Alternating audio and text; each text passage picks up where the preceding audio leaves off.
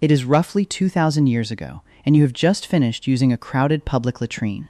There is no toilet paper, no private cubicle, and no helpful little sign reminding everyone to wash their hands.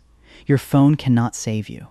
Uber Eats cannot deliver a roll. Around you are stones, water, broken pottery, and perhaps a suspicious sponge attached to a stick. Long before modern bathrooms, organized civilizations still faced the same unavoidable problem. So how did ancient humans actually wipe? This was not some small detail of daily life. Every city had food, waste, smells, parasites, and people desperate to leave the toilet with their dignity mostly intact. The solutions were practical, cultural, and sometimes alarmingly sharp. Start with ancient Greece, the civilization that gave us philosophy, theater, and apparently the confidence to believe 3 stones were enough. An Athenian drinking cup made around 510 to 500 BCE shows a squatting man cleaning himself with a stone.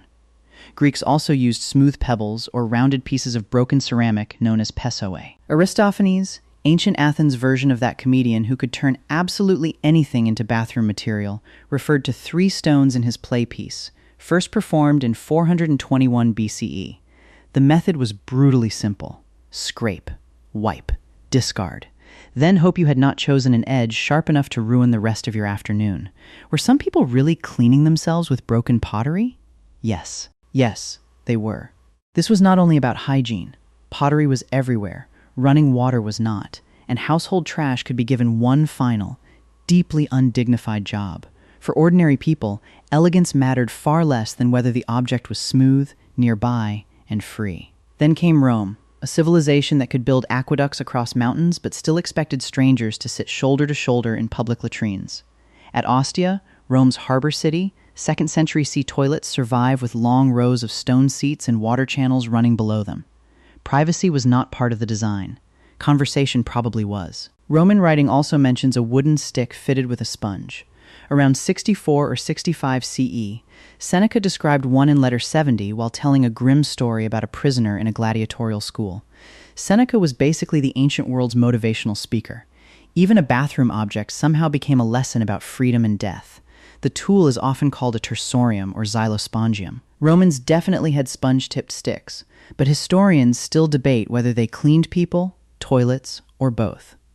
Ancient product instructions were apparently not a priority. What is clear is that Roman sanitation connected toilets to water and drainage. That made waste removal more organized, even when the experience itself was public, crowded, and probably much smellier than any museum reconstruction suggests. Rome did not invent comfort. It invented infrastructure. Now travel east to Han Dynasty China, where archaeology gives us something far less ambiguous. At the Zhuangquanji relay station near Dunhuang, built in 111 BCE and used until 109 CE, excavators found wooden and bamboo hygiene sticks inside a latrine. Some still had pieces of cloth wrapped around one end. The method was portable and direct. Hold the clean end. Use the cloth-covered end. Try very hard not to mix it up with anything from the kitchen. The dry desert climate preserved material that would normally have rotted away.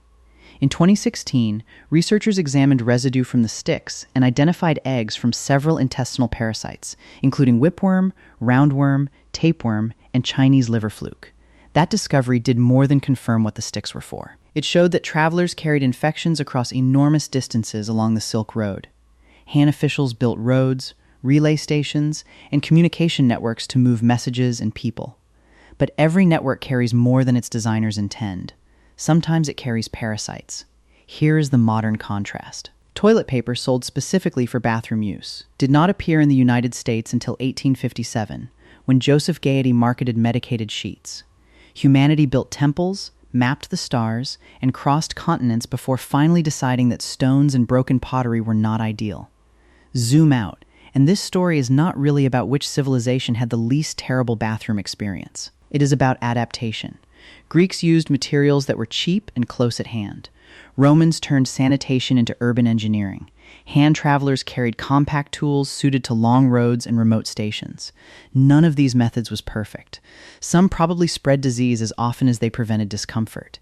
Yet each solution reveals the same human instinct. Take an unavoidable biological problem and turn whatever is available into technology. Civilization is not only temples, armies, kings, or famous philosophers. Sometimes it is simply finding a slightly better way to finish what your body started.